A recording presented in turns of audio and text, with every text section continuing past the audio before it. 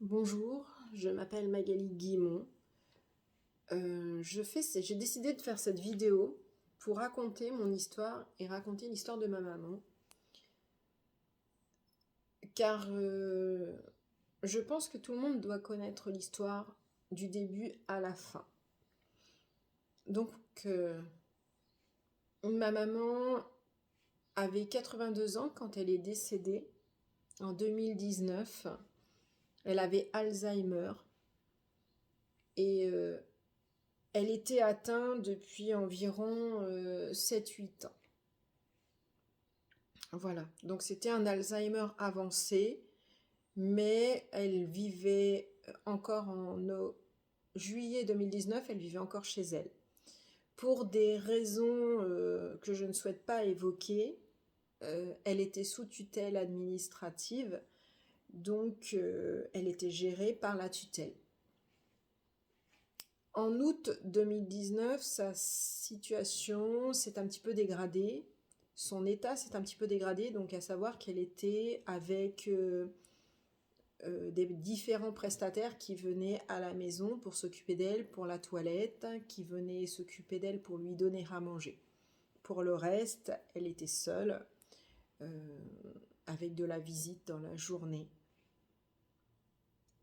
En août 2019, en accord avec la tutelle, un placement a été décidé dans un EHPAD, dans un premier EHPAD, dans une unité Alzheimer.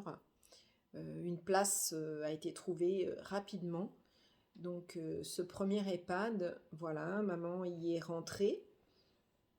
Elle n'a pas été très longtemps puisque c'était un EHPAD privé et que par rapport aux moyens qu'elle avait pour vivre, elle n'a pas pu y rester. Donc très vite, un EHPAD public étant géré par la Croix-Rouge française lui a été trouvé et une place lui a été attribuée. Donc le 26 août 2019, elle est rentrée dans cet EHPAD, un EHPAD qui est situé dans la région rouennaise, donc Seine-Maritime. Cet EHPAD s'appelle La Ruche. Je ne cache pas le nom parce que de toute façon, les médias en ont parlé. Cette affaire a été médiatisée et nous sommes passés dans les journaux télévisés, mais aussi dans les journaux papier. Donc je ne tairai pas le nom. Maman est restée dans cet EHPAD en tout 51 jours. Tout simplement, voilà, son accueil a été fait, ça s'est bien passé, elle a été très bien accueillie et j'allais la voir régulièrement. Elle avait la visite de mon neveu, elle avait la visite de mes enfants, elle avait la visite de mon frère, elle avait beaucoup de visites et elle semblait être bien dans cet endroit.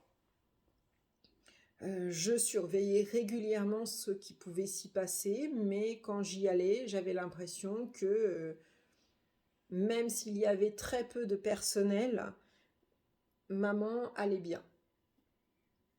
Donc, lors de ma dernière visite, d'une de mes dernières visites, à ma grande surprise, elle m'a reconnue. Enfin, elle me reconnaissait, mais ce jour-là, elle m'a dit j'ai rêvé que ma Minette viendrait me voir, et ma Minette est venue. Donc, j'étais sa Minette, voilà. Une semaine après, à peu près, j'y suis retournée et elle était heureuse de nous voir. Donc, maman était très tactile, maman était très câline. Donc moi j'avais énormément de bisous, j'avais énormément de je t'aime, elle me prenait dans ses bras, elle souriait, elle riait, elle chantait, elle embêtait son monde en fait. Elle était vraiment très très gaie et pour nous c'était que du positif. Le mardi 14 octobre 2019, j'ai été appelée par l'établissement par le médecin de l'établissement. Il était 16h30. Je n'ai pas pu répondre à cet appel. J'ai juste eu un message comme quoi il fallait que je les rappelle. Donc une demi-heure après, j'ai rappelé l'établissement. Et là, le médecin était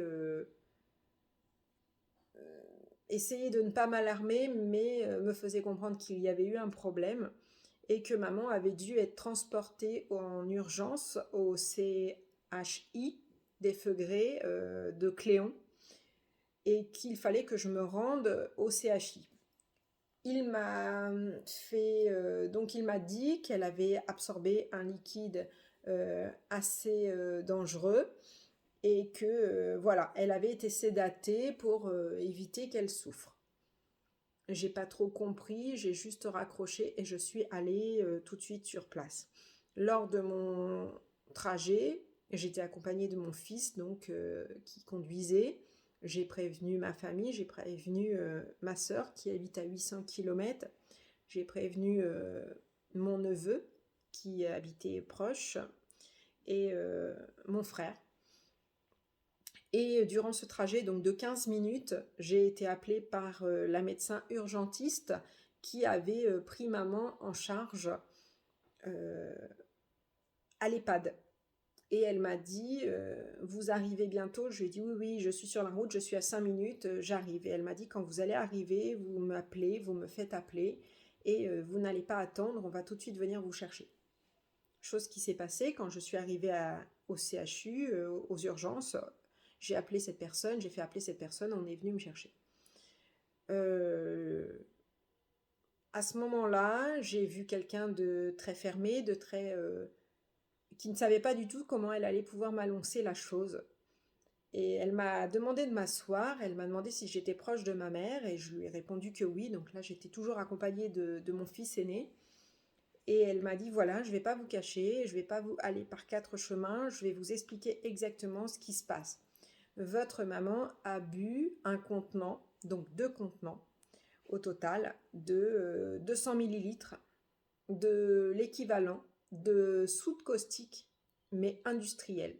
Donc à savoir que nous, on a de la soude caustique chez nous, ça s'appelle généralement du Destop. Ce sont des flacons qui sont déjà fermés par protection pour pas que l'on puisse l'ouvrir et pour pas qu'un enfant puisse l'ouvrir. Et elle me dit, là, ce produit s'appelle le Lufrabo. Votre maman y a eu accès. Produit inodore, incolore, donc de l'eau en fait. Donc pour je ne sais quelle raison, ma mère a absorbé 2 verres de ce liquide. Donc là, je suis abasourdie, je ne comprends pas. Et mon neveu nous rejoint, lui pose des questions, et elle me dit, je lui dis, mais c'est quoi la suite? Et là, elle me répond, écoutez, on ne tentera rien, votre maman va décéder. Il lui reste quelques jours à vivre, quelques heures, quelques jours à vivre. Et alors là, je m'effondre. Je ne sais plus du tout où je suis, je ne sais plus du tout de quoi on parle, je ne sais pas exactement ce que l'on est en train de vivre, on est juste en train de m'annoncer que ma mère va mourir. Et donc je suis soutenue par mon fils, je suis soutenue par mon neveu, et une fois que j'ai repris un peu mes esprits, on me dit, on va vous emmener auprès d'elle, vous allez être emmené auprès d'elle, vous allez peut-être être choqué comment vous allez la voir parce qu'elle est marquée au niveau de la bouche. Donc je ne m'attendais pas du tout à ça. Et donc j'ai été à côté d'elle, je l'ai rejoint et quand je l'ai vue, je me suis mise à pleurer. Vraiment, vraiment. Ma maman avait la bouche brûlée, ma maman avait la bouche noire, les lèvres étaient complètement abîmées. Et elle était consciente, elle était attachée, mais consciente. Donc quand elle m'a vue et je me suis mise à pleurer, elle m'a dit « Mais pourquoi tu pleures, ma Minette? Pourquoi tu pleures, ma Minette ?» Elle parlait, hein, elle avait tout à fait la possibilité de parler. Donc l'urgentiste m'a regardée parce qu'elle était censée quand même être Alzheimer, donc elle me reconnaissait. Donc pourquoi tu pleures, ma Minette? Et moi je lui ai dit, ma première réaction ça a été de lui dire « Mais qu'est-ce que tu as fait comme bêtise, maman ?» Et là, j'ai vu que j'avais dit quelque chose que je n'aurais jamais dû lui dire, puisque elle Elle s'est mise à pleurer à son tour et elle m'a dit « Mais non, je n'ai pas fait de bêtises ». Donc je me suis reprise tout de suite et je lui ai dit « Mais non, tu n'as pas fait de bêtises. J'aurais jamais dû dire ça, mais non, tu n'as pas fait de bêtises. » Donc je l'ai embrassée, elle m'a pris dans ses bras, elle m'a embrassée. Elle m'a dit qu'elle m'aimait très très fort et je lui ai dit que je l'aimais très très fort aussi, bien sûr. Donc nous avions ce rapport très très fort toutes les deux. Mes enfants, enfin mon fils l'a embrassée, mon fils lui a dit bonjour, mon neveu lui a dit bonjour, lui a parlé. Et nous sommes restés, je ne sais pas, peut-être une demi-heure avec elle dans cette pièce, aux urgences. Dans l'entrefaite, j'ai appelé ma sœur, je lui ai dit qu'il était urgent qu'elle vienne, que maman n'allait pas s'en sortir. Donc je pleurais au téléphone, ma sœur pleurait. J'ai raccroché.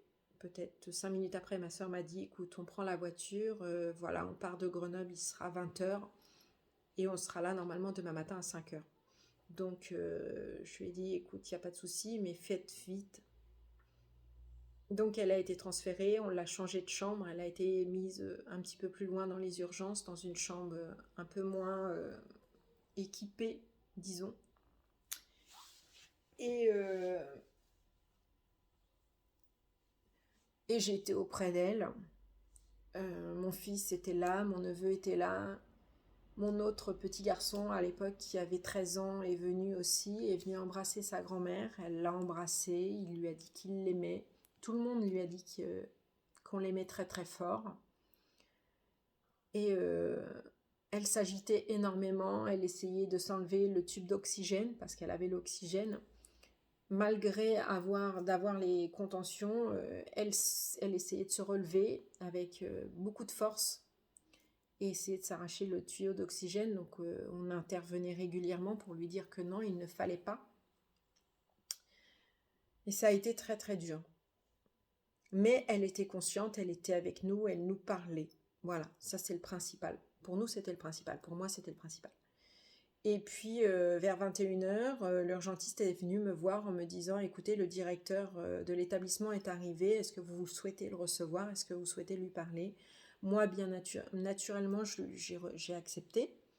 On s'est mis dans une pièce à part. Il m'a dit qu'il était désolé de ce qui était arrivé, qu'il ne savait pas exactement ce qu'il était arrivé parce qu'il n'était pas sur place, lui, au moment où c'est arrivé. Qu'il avait été mis au courant, il était dans le train. Voilà, donc il était venu directement, qu'il renouvelait vraiment ses excuses et qu'il allait faire une enquête. Voilà, et que de toute façon, nous, on allait porter plainte par rapport à ce qui s'était passé, mais en fait, on ne savait pas encore vraiment tout. Et on n'a jamais su.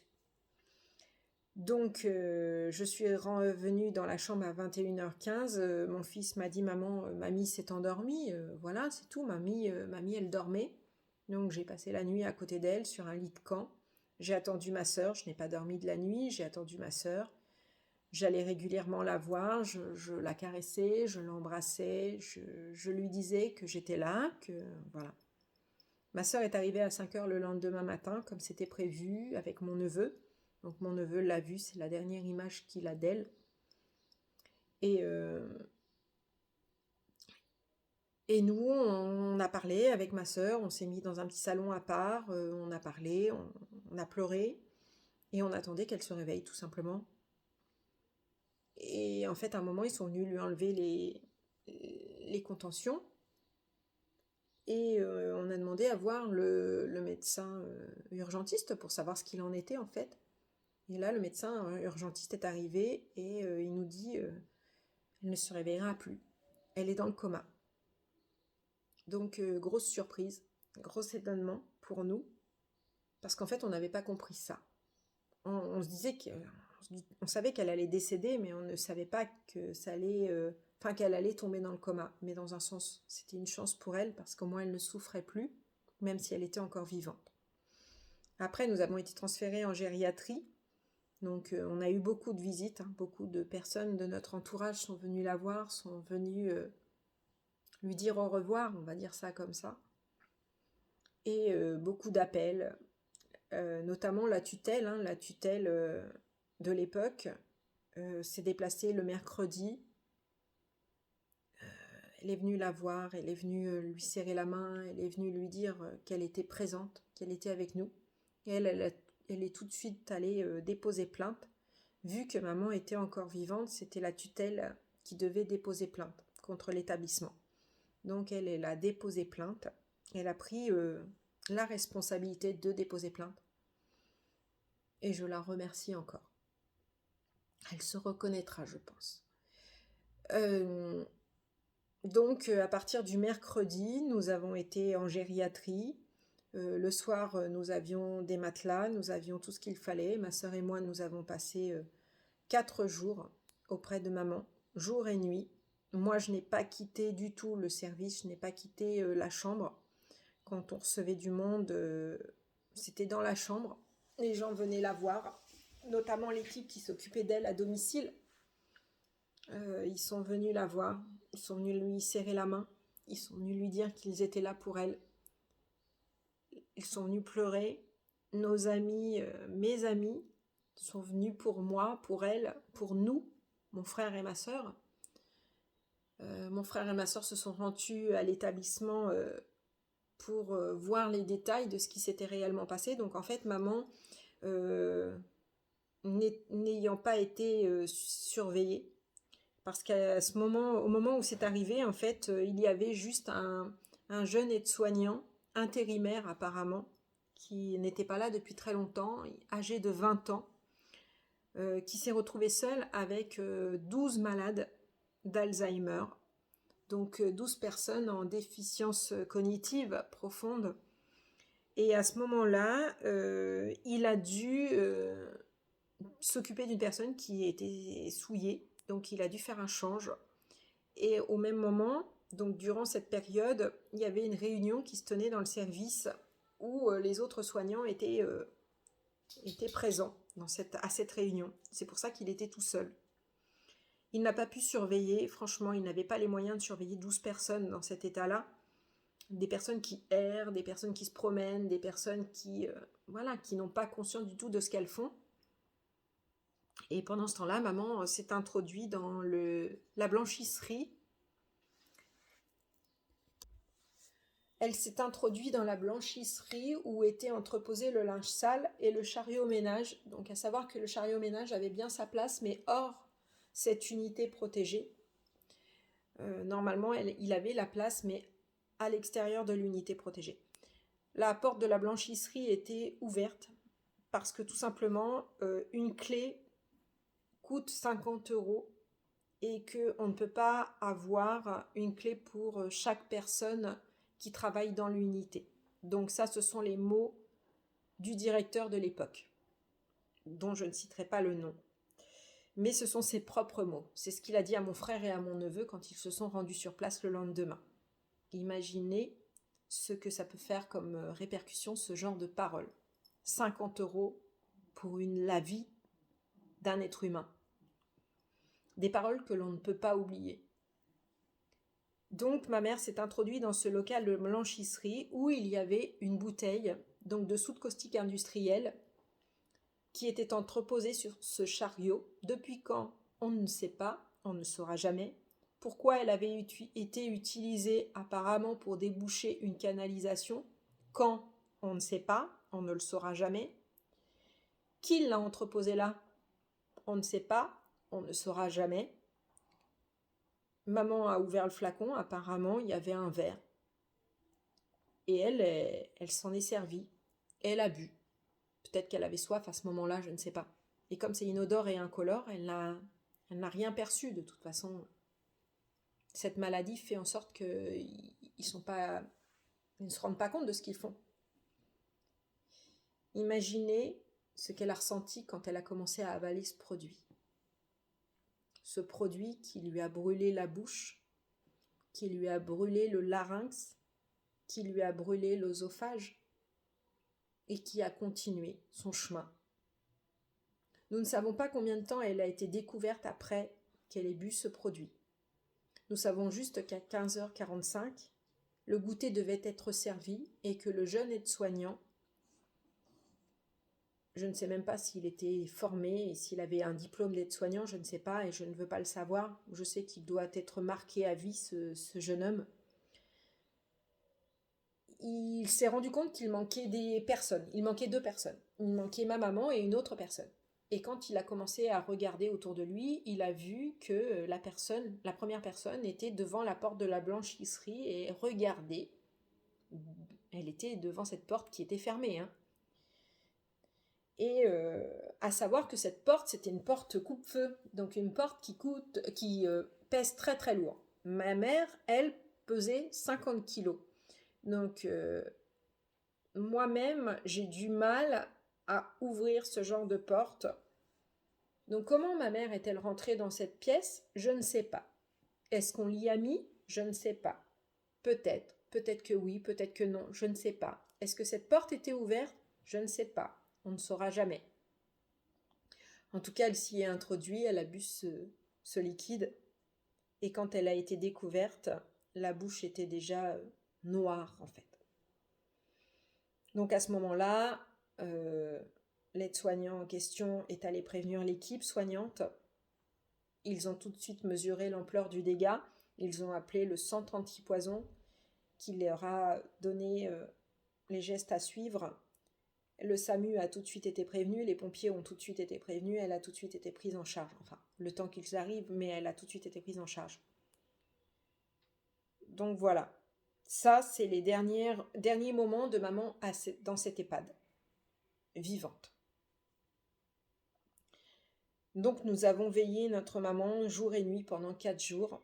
Le vendredi 18 octobre 2019, l'unité de soins palliatifs est passée et nous a dit de lui dire au revoir et de la laisser partir. Qu'il fallait que nous trois, avec mon frère et ma sœur, on se mette ensemble, qu'on lui dise peut-être l'un après l'autre les choses qu'on avait envie de lui dire et qu'après, nous trois, on se rassemble avec elle et qu'on lui dise « Maman, on te laisse partir, il faut que tu t'en ailles maintenant parce que voilà, ta vie, elle est finie ici, tu as fait tout ce que tu avais à faire et maintenant tu dois partir. On est grand, tu nous as rassemblés et malheureusement, maintenant, tu dois nous quitter. » C'était très très dur, ça a été très très dur. Le samedi à 4h45, le samedi 19 octobre à 4h45, maman s'est envolée. Maman nous a laissés.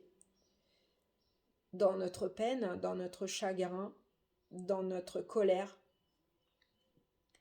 Elle a laissé ses 3 enfants, elle a laissé derrière elle 7 petits-enfants, elle a laissé derrière elle 4 arrière-petits-enfants.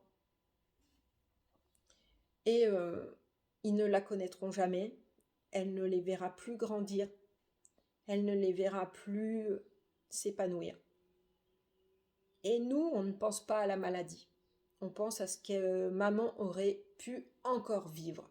Parce qu'en fait, elle était vivante. La dernière fois que je l'ai vue, elle était vivante. La dernière fois que je l'ai vue, elle était souriante. Et peut-être que, si on lui avait laissé cette chance, peut-être que maman, elle serait encore là parmi nous. Avec cette maladie, on est d'accord. Mais elle serait peut-être encore là. La prochaine fête des mères, on l'aurait peut-être encore fêtée ensemble. Maman est partie. Maman est décédée. Alors, ça ne nous ramènera pas maman. On a porté plainte, on a prévenu les médias, on a médiatisé l'affaire.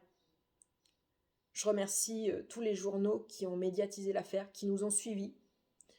France 3 Normandie, Rouen, France Bleu, Le Parisien et tous les journaux qui ont relayé l'affaire. Tous les journaux qui, durant près de 2 ans et demi, nous ont suivis. À la date anniversaire du décès de maman, on nous a contactés et on nous a demandé où en était l'affaire. Donc nous, on a porté plainte aussitôt le décès de maman. On a eu 2-3 jours, parce qu'il fallait que... Voilà.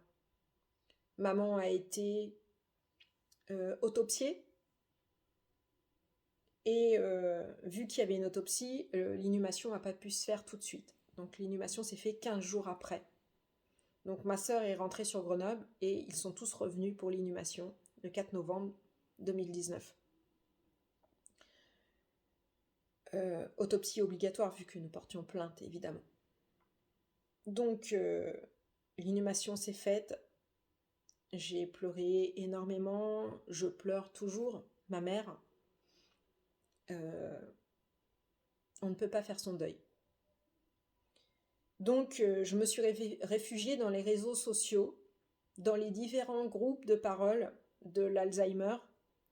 J'ai créé mes propres groupes, mes propres pages Facebook.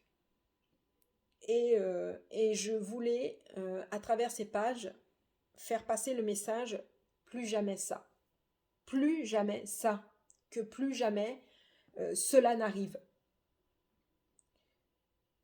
Nous avons eu une date de procès. J'ai écrit au procureur de la République. Je lui ai dit combien je souffrais en moi parce que je ne savais pas ce qui allait se passer. Les inspecteurs ont fait tout ce qu'ils ont pu. Maman est décédée en octobre. En décembre, le dossier était clôturé. Tout était envoyé au greffe du palais. Tout était fait. Nous avions une avocate superbe, maître Caroline Lehambre, qui nous a accompagnés régulièrement dans toutes nos étapes. Je la remercie et je lui ai dit qu'elle faisait partie de notre famille maintenant. Quelque temps plus tard, fin peut-être 2020, oui, quelque temps après l'anniversaire du décès de maman, malheureusement c'est un triste anniversaire, mais c'est un anniversaire, nous avons reçu la date d'audience. Donc la date d'audience était fixée au mois d'avril 2021. Au grande surprise de notre avocate, qui ne pensait pas que ça arriverait si vite. Mais c'était la Croix-Rouge française. On s'attaquait à la Croix-Rouge française. On se heurtait à un mur. On se heurtait à une association à but non lucratif de renommée mondiale, quand même. Et on s'est dit, on y va, on médiatise, on y va. Et je peux vous assurer que c'est très dur. Parce qu'on se dit, on se heurte à un mur. Mais maman, elle n'est pas morte comme ça pour rien. Maman, elle a toujours fait les choses bien dans sa vie. Maman, elle a été bénévole dans les EHPAD. Maman, elle a été au service de tout le monde. Elle a élevé des enfants qui n'étaient pas les siens. Elle était nourrice agréée à la DAS. Elle n'a pas eu une vie facile, mais elle s'en est toujours sortie. Maman, elle nous a inculqué des valeurs. Et nous, on n'a pas laissé tomber. On ne devait pas laisser partir notre maman comme ça. Donc on y est allé. Et au mois d'avril, quelque temps avant avril, on a appris qu'en fait notre date d'audience allait être reportée. Donc ça nous a laissé encore un peu de temps à réfléchir, à se demander, à se poser plein de questions. Pour moi, je suis honnête, je l'ai dit devant le juge de toute façon, pour moi c'est un meurtre. Ma maman n'est pas morte d'un homicide involontaire, ma maman a été tuée. Pour moi c'est un homicide volontaire, tout simplement. Elle n'a pas pu rentrer toute seule dans ce local, boire ce produit qui était là, qui n'aurait jamais dû être là, un produit dangereux dans une unité protégée avec des malades qui sont inconscients de ce qu'ils font. Ce n'est pas possible. On ne peut pas laisser ça comme ça. Donc on a préparé notre audience avec notre avocate et au mois de juillet 2021, le 7 juillet 2021, a eu lieu l'audience. Un procès très compliqué, très difficile, où on a dû tout remettre en question. On a reparlé de tout ce qui s'était passé. Les enfants, les petits-enfants, avaient fait des courriers. Parce qu'en fait, il fallait se justifier. Il fallait justifier qui ils étaient et quel était leur lien avec leur mamie. Vous vous rendez compte ? Il a fallu que les petits-enfants se justifient. Alors oui, ils se sont justifiés. Ils ont fait des courriers, les uns après les autres. Tous. ils ont fait un courrier. Mon fils qui avait 13 ans a fait un courrier. Cette lettre, il ne l'a pas envoyée au juge, il ne l'a pas envoyée à la Croix-Rouge, il l'a envoyée à sa grand-mère en lui disant ce qu'elle représentait pour lui. Alors oui, c'était le plus jeune. Et c'était un de ceux qui l'avait vu la dernière, vivant. Et ça, tous les enfants, tous les petits-enfants ont fait ce courrier. Dans tous les courriers, ils ont réitéré leur amour pour leur grand-mère. Et notre avocate a lu un passage de tous ces courriers le jour de l'audience. Et pour la première fois, depuis le 19 octobre 2019, depuis le 14 octobre 2019, nous avons eu le droit à la parole devant le juge, devant l'avocate de la Croix-Rouge française et devant la nouvelle directrice de l'EHPAD La Ruche. Et nous avons pu dire ce que nous pensions. Et moi, j'ai dit haut et fort que pour moi, c'était un meurtre. Ce qui était arrivé n'aurait jamais dû arriver et ce qui est arrivé ne devrait jamais se renouveler. Jamais. Ma sœur a expliqué qu'elle travaillait dans une unité Alzheimer protégée. Elle a expliqué aussi combien de personnel s'occupait de ces personnes. C'est ingérable. Une personne se retrouve à s'occuper de 12 malades. Mais non, c'est pas possible. Mon neveu a pris la parole pour remplacer mon frère qui n'était pas présent ce jour-là. Il a expliqué ce que le directeur avait dit devant lui pour la clé. Voilà.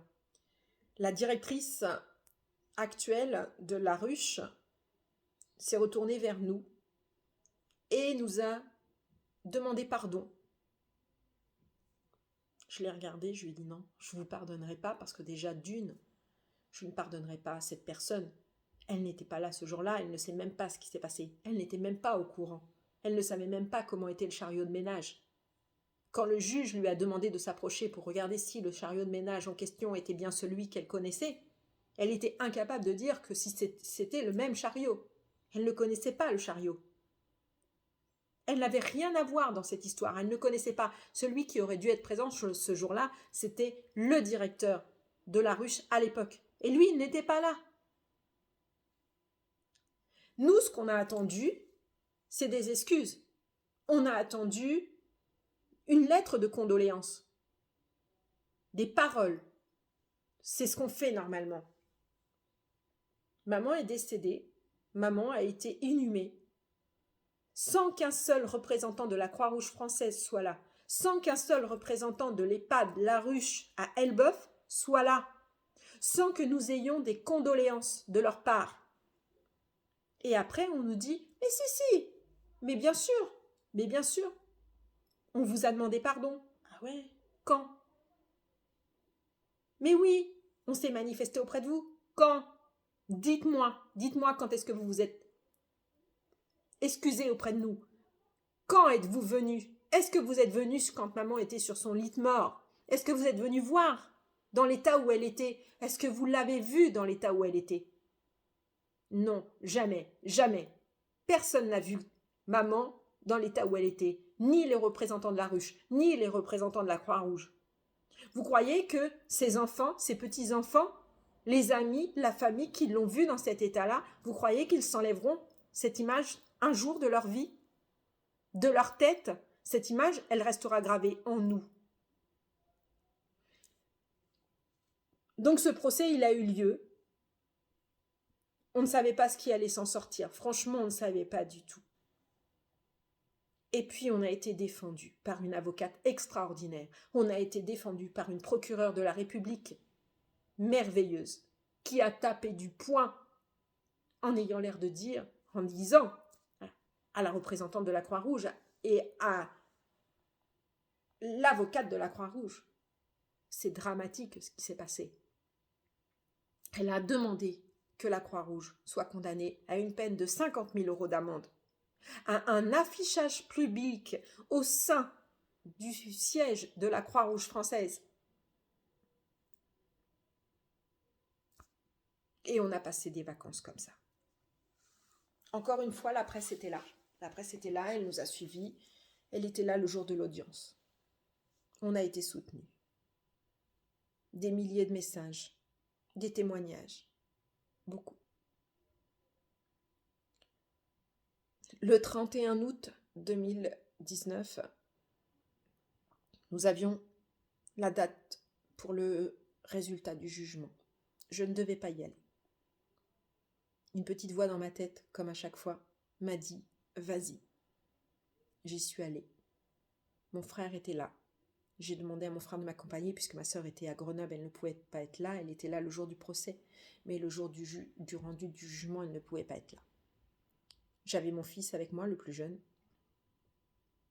Et nous étions attendus par les journalistes, bien sûr. Nous sommes rentrés dans cette salle d'audience et on ne savait vraiment pas. On ne savait pas ce qui allait être dit. Et quand ça a été notre tour, la juge nous a regardés. J'avais la photo de ma mère contre moi, serrée contre moi, mais vers elle. Et elle a prononcé les mots suivants. Je condamne la Croix-Rouge. Nous reconnaissons la Croix-Rouge française coupable de négligence. Nous reconnaissons la Croix-Rouge coupable de négligence. C'est tout ce que nous avons entendu. Alors oui, ils ont été condamnés, ils n'ont pas été condamnés à 50 000 euros d'amende, ils ont juste été condamnés à 10 000 euros d'amende avec un affichage public au sein de la Croix-Rouge française à Paris. La seule chose que nous avons entendue, c'est nous, les juges et les jurés, nous, le procureur de la République, nous reconnaissons la Croix-Rouge française coupable de négligence, ayant entraîné la mort d'autrui. Cette phrase-là, on ne pourra jamais l'oublier. Alors on s'est serré très fort avec mon frère et avec mon fils. On s'est regardé, on a versé des larmes, on a pleuré, mais on avait gagné. Notre avocate s'est levée. On l'a serré dans les bras et on lui a dit merci. J'ai regardé la procureure de la République, j'ai regardé la juge et je leur ai dit merci. Merci. C'est un exemple. Mais plus jamais ça. Plus jamais ça. Donc à la sortie de l'audience, voilà, nous avons été encore une fois interviewés. Ça ne nous ramènera jamais notre maman. On a souffert, on souffrira encore. On n'oubliera jamais. Mais elle a été soutenue. Notre cas fait jurisprudence. Notre cas est le premier et j'aurais aimé qu'il soit le dernier. Mais hier, on m'a envoyé une vidéo, la vidéo de Lucille Dess, et quand j'ai entendu son récit sur YouTube, je me suis dit non, non, non, pas encore une fois. Elle a vécu la même chose avec sa maman.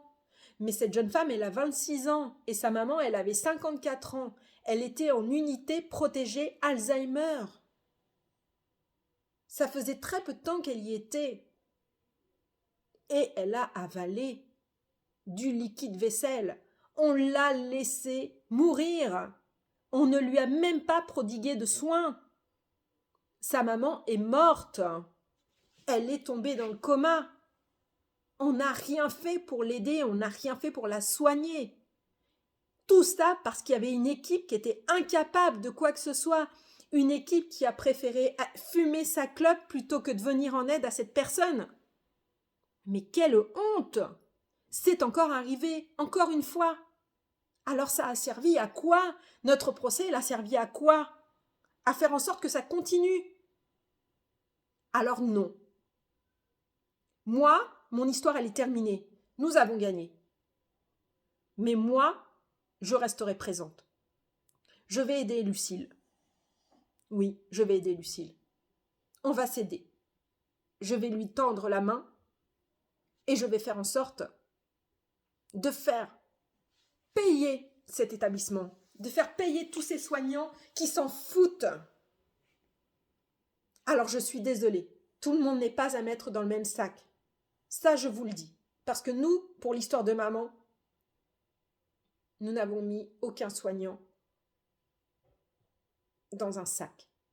Nous n'avons pas du tout voulu porter plainte contre les soignants. Il y a eu négligence, mais pas négligence des soignants. Ce jour-là, cette réunion, elle était programmée. Elle n'aurait jamais dû être programmée, sachant que c'était un jeune qui n'avait pas d'expérience qui devait s'occuper de ces malades. Elle n'aurait jamais dû être programmée ce jour-là. Donc oui, il y a négligence, mais pas de la part des soignants, de la part de la direction de cet établissement. Donc non, stop, ça suffit. On a dit plus jamais ça. Plus jamais. C'est encore arrivé. Et ça arrivera encore. J'ai eu Cathy il y a quelque temps. Sa maman a ingurgité un produit. C'est pareil. Très très dangereux.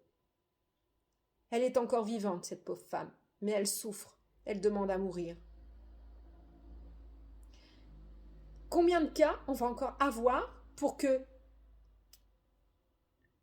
les autorités publiques, je ne sais pas, on vient d'élire un président, toujours le même, mais quand va-t-il se rendre compte qu'il y a un problème?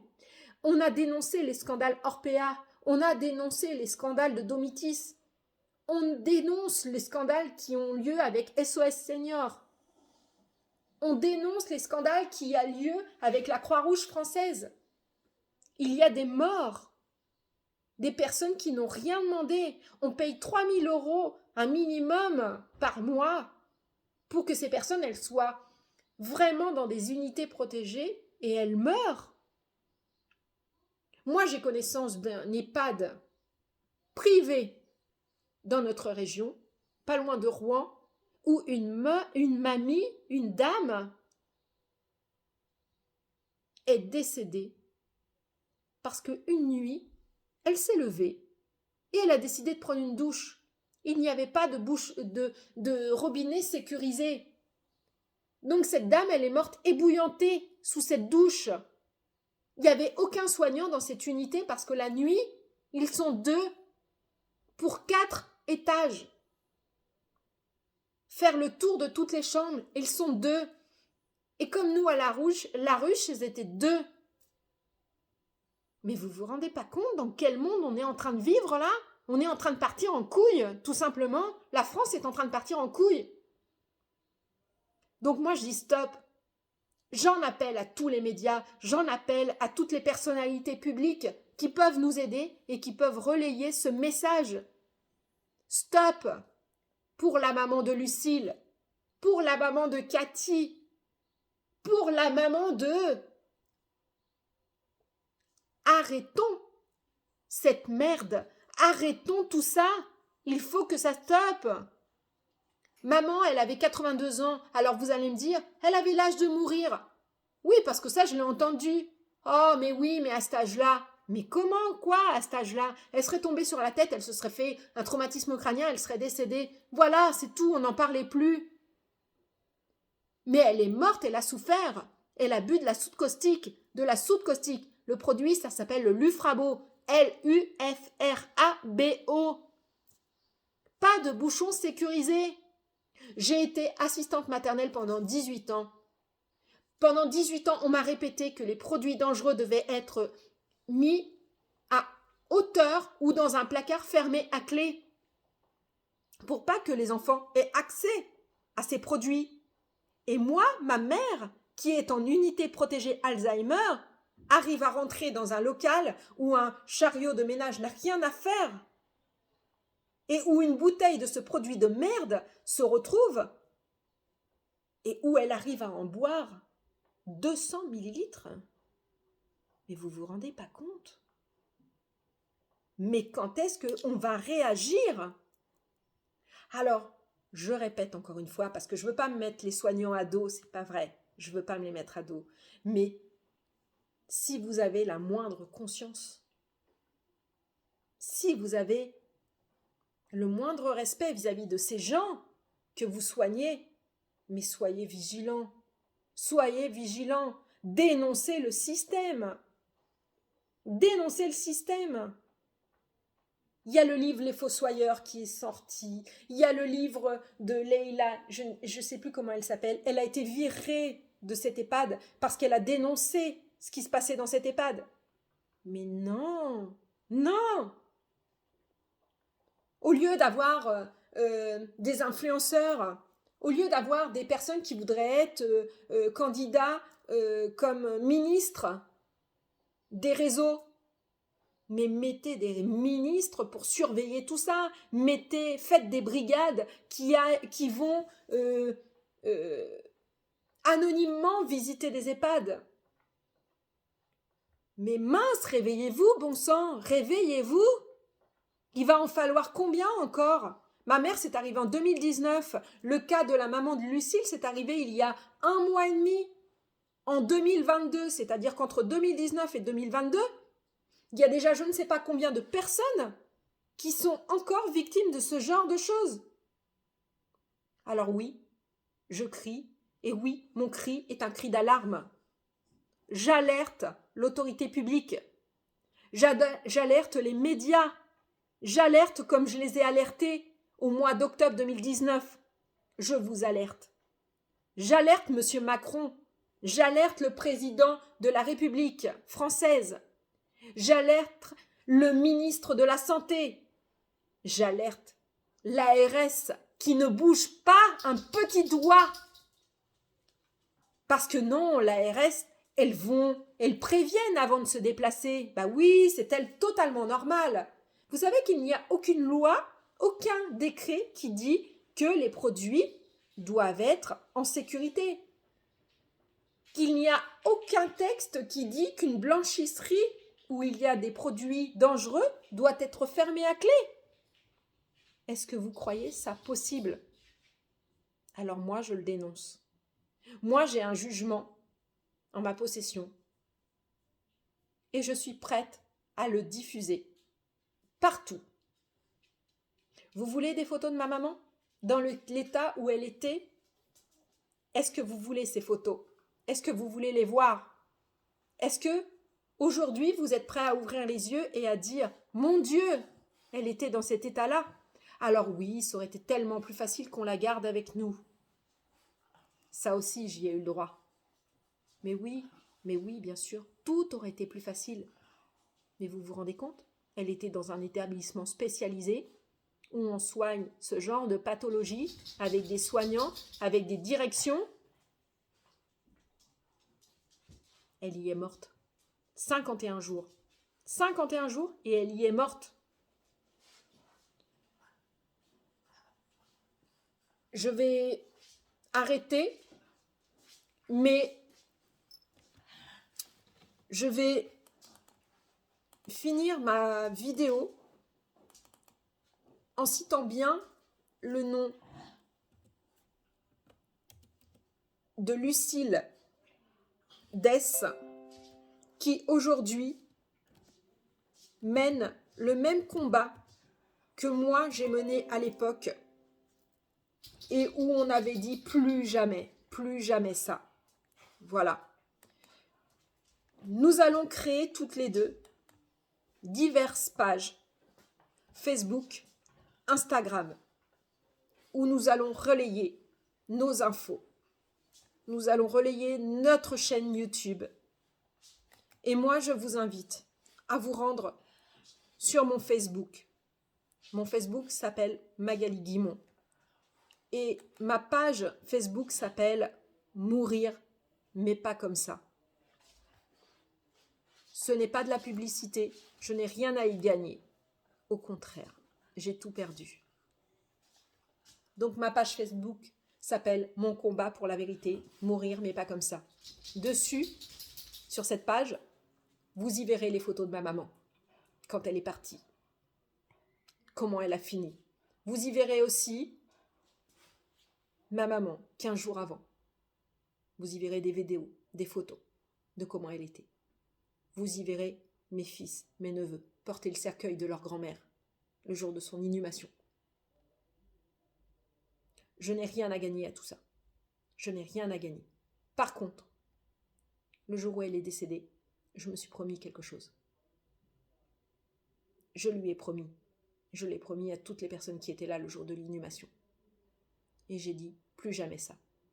Plus jamais ça. Voilà. Donc, je sais que ma mère me regarde, je sais qu'elle est fière de moi, je sais qu'elle est fière du combat que je mène. Et un jour, j'écrirai l'histoire. J'écrirai l'histoire. Donc, je remercie toutes les personnes qui m'ont accompagnée, je remercie tous les médias, comme j'ai déjà dit. Je pourrais citer des noms, mais je ne vais pas les citer ici. Je remercie Maître Caroline Lehambre, notre avocate. Je remercie Christelle Bardet, qui, dans son livre « Quand maman plantait des brosses à dents », nous a laissé un petit témoignage, nous a réservé une page concernant l'histoire de maman et notre histoire à nous. Je remercie tous ceux qui se battent pour nous. Je remercie le groupe Parole Alzheimer sur Facebook qui a accepté de toujours partager notre combat. Je remercie tous ceux qui me suivent, qui m'envoient des messages régulièrement. Je remercie les soignants qui m'envoient des messages. Je remercie les familles des victimes. Je remercie tous ceux qui se sont battus pour nous. Mais aujourd'hui est un nouveau jour. Aujourd'hui, un nouveau combat. J'aurais aimé qu'il n'y en ait plus. La vie en a décidé autrement. Donc, on recommence. Malheureusement, on recommence. Je vous souhaite à tous une bonne soirée. Et n'oubliez pas, le combat continue. Malheureusement. À jamais, plus jamais ça.